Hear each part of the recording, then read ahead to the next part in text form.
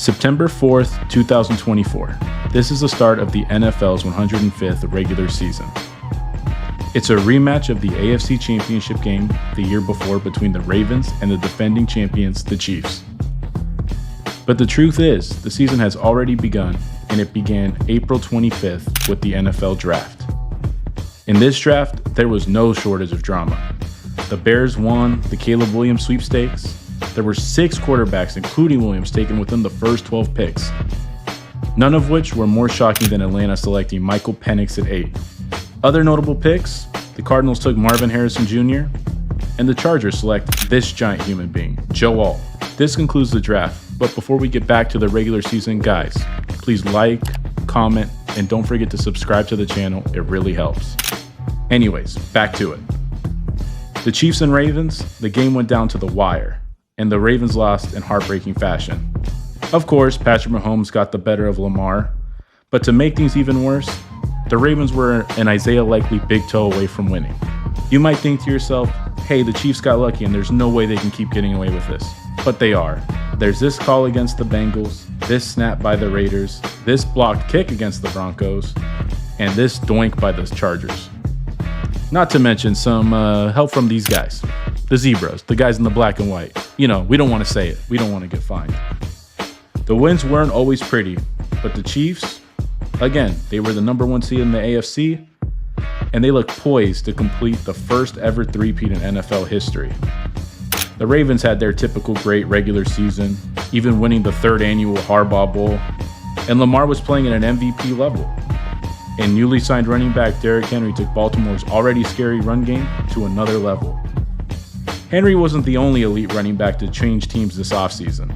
Josh Jacobs left the Raiders, signed with the Packers, and he helped lead them to the playoffs, even with Jordan Love's sporadic play and injury struggles. As good as Jacobs and Henry were, there was one running back who far exceeded them. After toiling in irrelevance for years, Saquon Barkley chose Philadelphia over New York. We all got to see the drama unfold with Hard Knocks capturing the exchanges between the Giants GM Joe Schoen and owner John Mara. The Giants would immediately go on to regret this, as Barkley's impact was felt almost instantaneously for the Eagles. Even in his first game, the Eagles and Packers are playing in NFL's first ever game in Brazil, where not even a horrible playing field could slow him down. This game was a sign of things to come for Barkley. He would have a monster year where he would become the 9th running back to rush for 2,000 yards and the first to hurdle a defender backwards. The Eagles, behind their strong rushing game and elite defense, would go on to secure the 2nd seed in the NFC, finishing narrowly behind the Detroit Lions. The Lions were coming off their own heartbreak. They lost in the NFC Championship game the year before, and they started off hot, 3-1, rubbing salt in the wound by letting Dan Skipper line up at wide receiver and run routes. But this win season was certainly not the last. The only team to not make the playoffs from the North was the Bears, and it was tough. They came in with the offense was a shipwreck from day one. They fired Shane Waldron 9 games into the year, and that culminated on Thanksgiving, when they imploded in the final seconds. The only silver lining was they were able to beat the Packers in Week 18, securing their first win against their division foe for the first time this decade. While Caleb Williams underwhelmed as a rookie, Jaden Daniels exceeded every expectation. No one could have saw how fast this turnaround would be. Daniels led the Commanders to a 12-5 record and a wildcard berth. This resulted in Daniels winning Offensive Rookie of the Year. Sorry, Brock Bowers, I guess historic rookie QB season beats historic rookie tight end season. The Commanders' success was like twisting a knife into the Cowboy fans. McCarthy was one of 7 head coaches let go this season. We got McCarthy and Eberflus handled, but what about the other 5?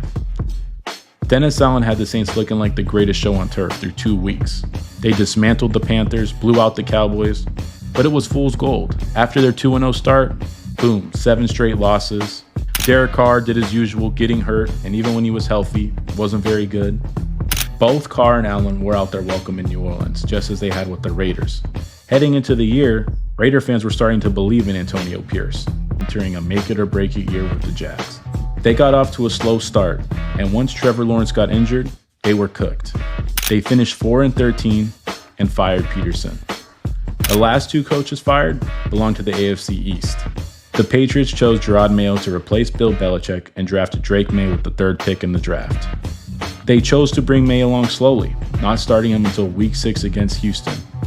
But even that, along with Joe Milton's legendary Week 18 performance against the backups of the Bills, couldn't save Mayo. Once again, the Pats finished last in the division, and Mayo was fired after his 1 season. It was a sad year for Patriots fans, but nothing compared to the Jets.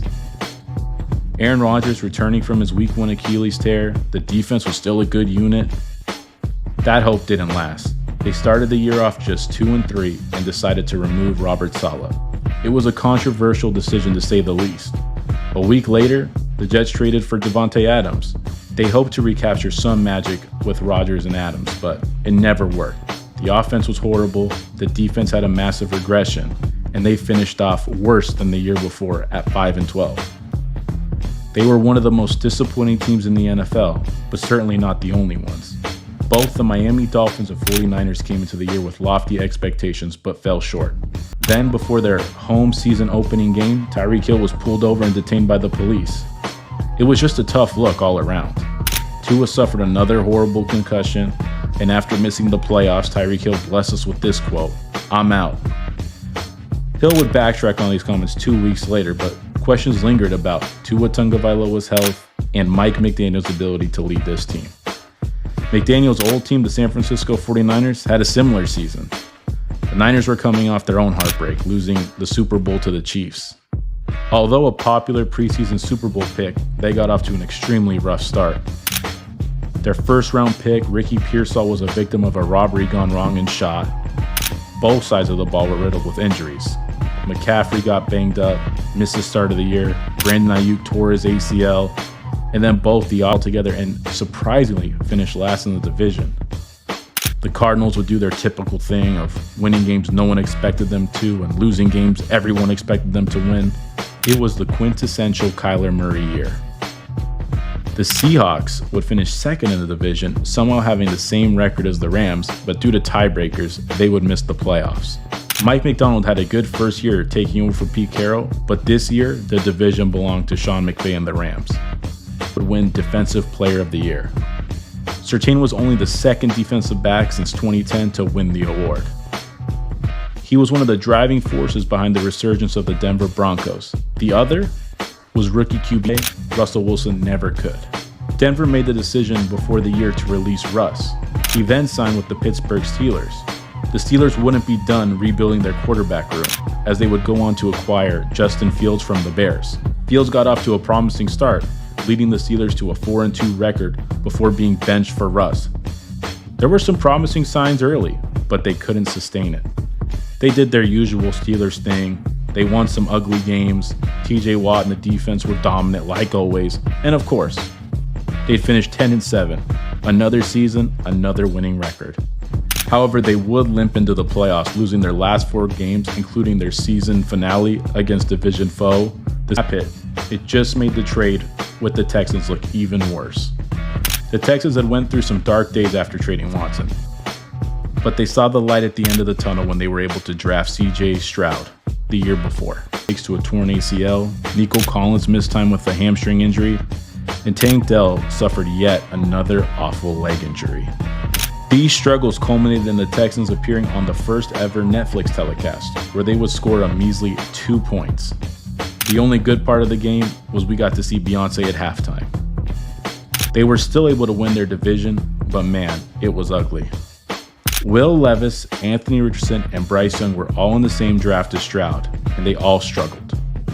Will Levis made plays like this, and this, and this, and eventually became a meme and was benched. The Titans ended the year as the worst team in the league, landing the #1 pick in the 25 NFL draft.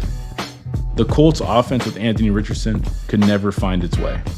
He could barely make the easy throws, but somehow making national news after he took himself out of a play for being tired and was then benched for Joe Flacco. He would return to being the starting QB, but it was more of the same. To round out the struggling QBs from this class was Bryce Young. He was a #1 pick from the 2024 NFL Draft, and after a disappointing year, the Panthers were counting on him to have a breakout. His second year got off to a worse start than his first. Through 2 games, he was a complete mess and looked like a complete bust. And of course, the Panthers would win Dalton's first start against the Vegas Raiders, making a tough decision to bench Bryce even worse. Dalton would start for the Panthers until week 12, where Bryce would take back over. He looked like a completely different quarterback. He actually looked good. And somehow he convinced the fan base and even the media that maybe he was the guy to lead this team into the future. Bryce Young and the Panthers were able to play spoiler the final 2 weeks, beating the Cardinals in OT to dash their playoff hopes, and then the Falcons in the final week of the season. While the Panthers ended the season on a high note, the Falcons ended on a sour note. The Falcons had made headlines all season for all the wrong reasons. They signed Kirk Cousins coming off a torn Achilles to a stupid contract. Then a month later, they used the 8th pick in the draft on QB Michael Penix. It still doesn't make sense, and to make things worse, Cousins would be benched going into week 16 of the season after leading the Falcons to a disappointing 7-7 record. With 3 games remaining and in the thick of a playoff race, Michael Penix was counted on. He made his debut against the Giants, winning the game, and then would lose the last 2 games, effectively ending their season. Once again, the Falcons were the epitome of mid, and Kyle Pitts never had the breakout that was promised. The Bucs took care of business as usual. They won the division. Baker Mayfield somehow stiff-armed Nick Bosa for what seemed like 5 minutes, and Mike Evans hit 1K receiving yards for the 11th straight year. There are 4 things in life you can always count on: death, taxes, Mike Evans for 1,000 yards, and a crazy regular season. The Lions and the Chiefs were both the number 1 seeds and earned the sought-after first-round bye. On the AFC side of the bracket, wildcard weekend was a dud. The Ravens, Bills, and Texans easily handled their opponents. On the NFC side of things, the Eagles beat the Packers. This fumble was definitely recovered by the Eagles to start the game. Then, on Sunday Night Football, Jaden Daniels led the Commanders into Tampa Bay. The Commanders pulled off the upset, securing their first postseason win in almost 7,000 days. With this game over, there was only one left. It was the Vikings versus the Rams. This game was supposed to be a home game for the Rams, but the city of Los Angeles was literally on fire, so it was moved to Arizona. The Vikings were 14-3, the Rams 10-7. Yes, insert why the NFL's playoff format is stupid, we know. The Vikings were the overwhelming favorite in this game, but no one told that to the Rams. The Rams won the game, but it was the way how they won that shocked everyone. The Rams' defensive line dominated all game and made Sam Darnold turn into a pumpkin in the most important game of his life. The Rams' reward for this upset was to go to Philadelphia. By the 4th quarter, the field was covered in snow.